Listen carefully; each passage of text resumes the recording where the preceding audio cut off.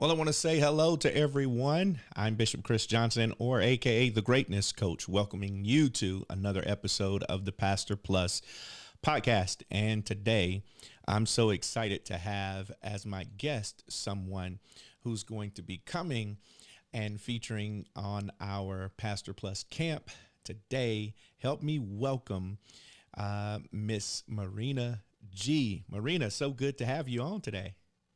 Thank you so much for having me here, Chris. I am so excited because what you do is certainly what many pastors and influencers need. You are an expert in the social media world, helping individuals and businesses grow their online presence and community. So I'm going to let you talk a little bit more about yourself. Just for those who may not know you, can you just kind of give us a background, who you are, what it is that you do, where you're located, and things of that nature? Yeah, so my name is Marina. I own MG Media Creative, which is a digital agency focusing on, we do a little bit of content creation, video production, but primarily social media management, working with solopreneurs and coaches and small business owners and helping them to reach people through social. Getting their message out, getting people that are not just interested in following them. Follower numbers is great, but who are really engaged on their platforms, sending them messages, interested in what it is they're doing. That's the approach that we take with everyone we work with, and we find that's what grows your business and your brand and who you are, is that real, honest engagement. So that's what we do. We work with people all around the country, different sizes. Like I said, from coaches to larger, maybe up to 50 businesses, working on this sort of messaging strategy. And yeah. Well, this is awesome. I mean, you are one of the guests that I have on the show that I feel like I could ask questions to all day because of what it is that you do. So let's just start here. Many people will talk about becoming an influencer. I was talking to a pastor the other day, and he's equating being an influencer to being a leader, and I'm thinking, well, it's a little bit different when you're talking about being online and being an influencer. So can you kind of unpack that? What is an influencer, so that we're not thinking it's just simply being a leader, but it has a actual meaning online? Yeah. So it's interesting. I mean, the influencer sphere has evolved so quickly and grown so rapidly. And it's definitely something that, you hear a lot of people are trying to be influencers now. Everyone who, this is what I can do with my life. I can become an influencer. It's becoming very, for sure, very, I wouldn't say saturated, but something that a lot of people are drawn to. The way I define an influencer is literally just with what's in the name, having influence. So for some people, that's important in terms of dollars. If a company's looking for an influencer, they care about how much money you can influence, how many sales you can drive, how many ears you have that are connected to people's wallets. If you're looking for, to be a coach, becoming an influencer is more about how are you influencing people's perspectives and mindsets, and getting them to be interested in the way that you see the world, and then eventually in working with you. So influencer is definitely a loose term. You can definitely find definitions online, micro influencer at up to 10K followers, and then things like that.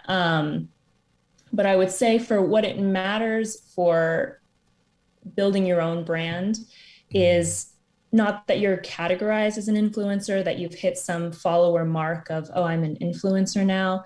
It's more, how much are you able to actually draw things out of people, whatever that action is that you want. How are you able to use the social media platform and draw that out of them? So you can be an excellent leader whose message is just completely lost on social media, and you're not getting that pull that an influencer has. So it's really more, for me, and the way I think is most useful to think about it, what you can inspire and draw to people, whether that's money, signups, whatever it is you're looking for, versus follower counts and things like that. That's good. I heard you mention that when you first started talking about how, followers does not always equate to, having a good, I guess, I guess marketability as far as, you know, being an influencer. You can have a lot of followers, but if you're not really communicating a message, is that what I heard you say? Yes. So unpack that a little bit, because I think so many people get caught up on, man, if I got 20,000 followers, or I have more followers than I did, you know, at the beginning of the year. But what else are we missing here? Yeah, so there's a few things I see people getting stuck on. So one is, like you were saying, the follower count. So for example, my agency's Instagram is not huge. I think we have like 900 or something followers right now, but I am getting messages every week, sometimes every day, of people wanting social media help, wanting to give us their business, wanting to sign deals. So that for me is an effective social strategy. You know, Wow. I could have 10K followers and that would maybe look great if someone's just visiting our page, but that's not super useful to me. So Mm, they call them vanity metrics, that these numbers that people get caught up on. And those are mostly follower count and likes. wow. The things that the Instagram algorithm really rewards now, and it's changed many, many times since obviously the application started, but right now, Instagram prioritizes shares and saves. So Mm, if people are sharing your content and if people are saving your content, that's going to boost you higher in their algorithm than likes and comments. They kind of caught on to the spam that ah, you can buy likes and you can buy followers. But it's really hard to buy people saving and sharing your content. And so mm. that's what Instagram prioritizes now. So So no, go go ahead. ahead. I'm sorry.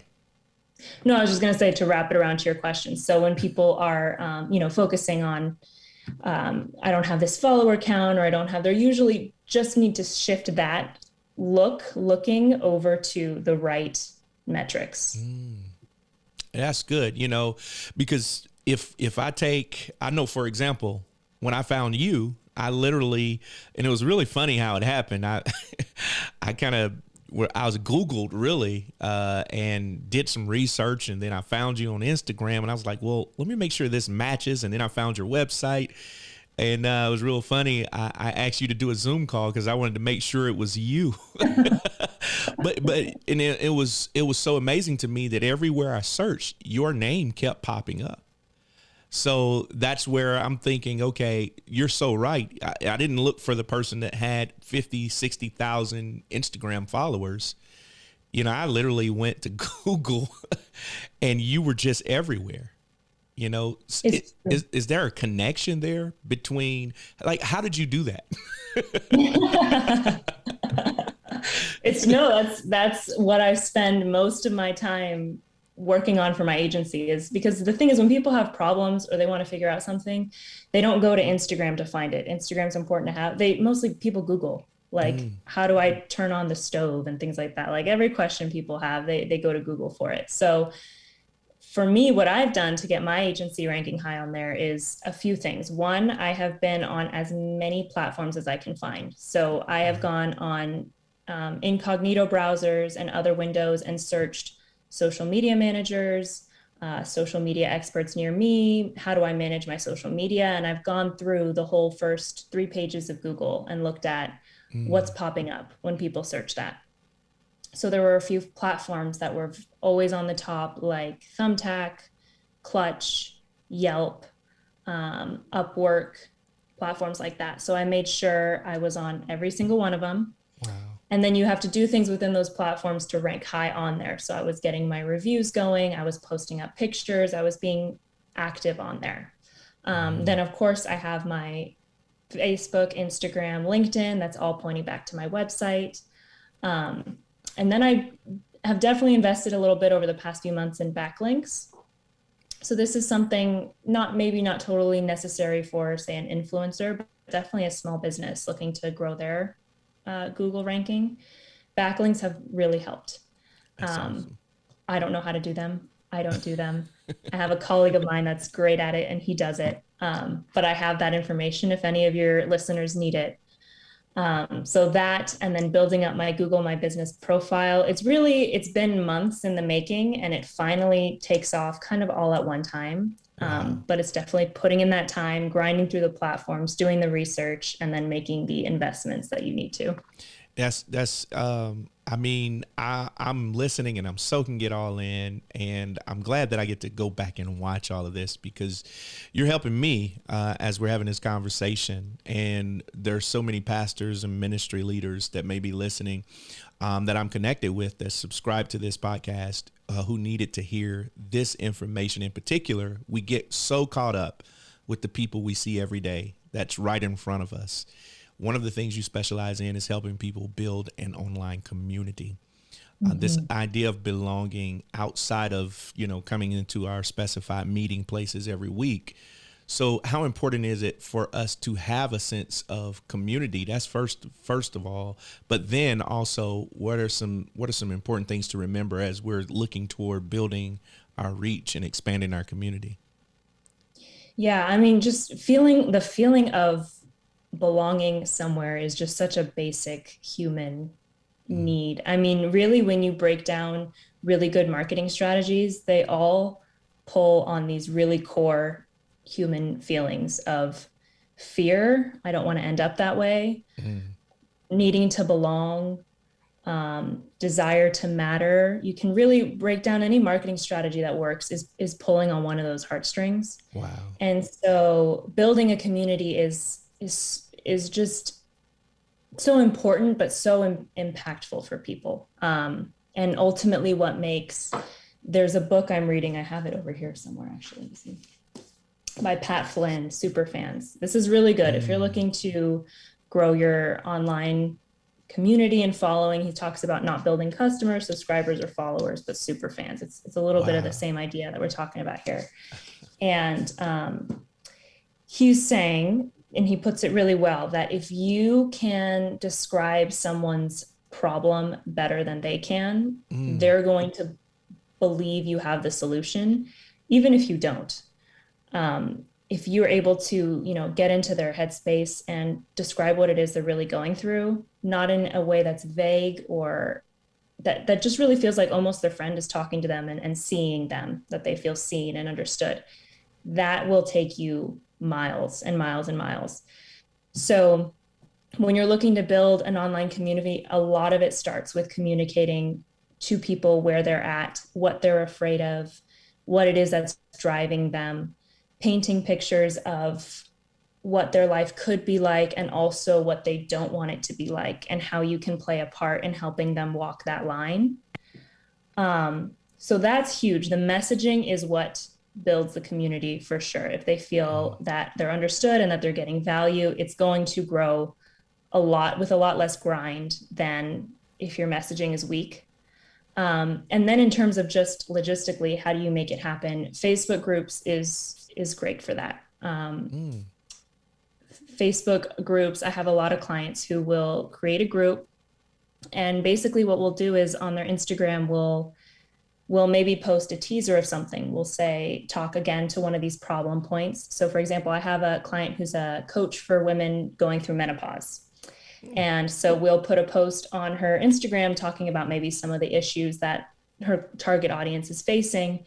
And we'll give them a little bit of the solution. Like, here's some of the ways that she works through this. If you'd like more, visit our Facebook group. So people are DMing, hey, what's the link to your Facebook group if I don't have it up, which you should just have it up, or commenting, how to get there. So it's because that messaging was so impactful that then people are willing to go, rather than just saying, hey, join my group. That doesn't resonate with people. So having a Facebook group and then plugging it across different platforms, say on your podcast, on your Instagram, on your YouTube. Some people do build it just on Instagram. They just have a really engaged, active commenting community on there. But there is something I like personally about Facebook groups, because you can see all the members in it. Members can talk directly to each other. You can share posts and content to all of them, and it's a little more private. So that's been a really great tool. And honestly, the thing is, once you have that going and it's working, it's so easy to sell in those. If you have a course that you want to market, they're already warmed up to you and who you are and your message, that offering something in there are super warm, easy sells. As you know, is there a really, I guess, proper way to select which platform you want to use. I mean, you know, it could be overwhelming for someone trying to kind of get into all of this. And, you know, should I use Instagram? Should I use Facebook? Do they each have a preferred, I guess, function? How do I make a decision on where to start at? So, yeah. So, well, for one, it starts on where your audience is at. Of course. So if you're looking for a super young, 16 to 20-year-old audience, you want to be maybe on something like TikTok, Instagram, Snapchat. TikTok is huge now. It's a great platform for rapid growth. So first, it's figuring out where your audience is at. Usually a little bit of older audiences is on Facebook, but that is also a trap. People think young people aren't on there, and they definitely are. You can definitely connect to college students and things on Facebook. So it's figuring out where your audience is most engaged. And it's also figuring out what you like to do the best, because you cannot be on every platform. You'll run around with your hair on fire. Ultimately, you got to put like all your like energy into one platform and allow the others to bounce off of it. And that is going to be done the best on the platform that you like the best. So if you don't like short video content, just don't do TikTok. It's going to, be a grind for you. If you like visual stuff, if you like sharing, videos and images and things like that, and your audience is on Instagram, then focus on that. But yeah, I would say people tend to feel like they need to be on everything, and they don't. It ends up making everything less effective. And really, they should go with what is going to be the most engaging for them. One note, too, is Facebook is super centered around shareability. You can share on Facebook easier than any other platform. So getting content to go viral or seen by a lot of people is probably the easiest on Facebook. So I would honestly say someone like you who's got great podcast content and videos that people can watch, and I've seen your Instagram, that Facebook would be a really strong platform for you. Okay. Yeah. That's good. I'm soaking all of this in. This is great. And I know everyone who's watching, if you're just getting on or if you're listening and you're just tuning in, I'm talking with Miss Marina G. She is a social media expert, and she is the owner of MG Media Creative. And you're in California, right? Yes. Bay Area. Yep. Yeah. I'm so honored that you've chosen to spend a few moments with me and everyone. While I'm here in this moment, I want to remind you of the Pastor Plus Camp, a 2-day camp coming up here for pastors, leaders, and influencers. And that's exactly what we're going to be helping you do. We're going to spend 2 days helping you formulate your thoughts around content, growing your online community. And I'm excited to announce that Miss Marina is going to be one of our presenters at Pastor Plus, and I can't wait until she comes to do that. Marina, before we get to that, let us all know how we can connect with you. I know how I did. I just Googled, but there may be some people who's wanting to go right now to connect with you. How can we get in contact with you and connect? Yeah, so MG Media Creative, that's the agency name you just said. That's my agency. It's that across all platforms. So Instagram at MG Media Creative, Facebook.com/MG Media Creative, LinkedIn, same name. And then within all of those is a link to my professional profile on Instagram and Facebook and everything like that. So they should be linked together. And in and of itself is a strategy, everyone. Let me help you pay attention. And so I'm excited about it. Well, listen, I'm going to let you have the last word today. And if you can, kind of include some of the things we can expect at the Pastor Plus Camp. And I want to remind everyone, go to my website, cajohnson.org, to register for the Pastor Plus Camp. I'm on a mission to help pastors understand you are not just the person that stands and preaches in the pulpit every Sunday. There's some other gifts. There's some other talents. There's some other things that God has placed in you to impact the world with. We're going to help you pull those out 2 days right here in Murfreesboro, Tennessee.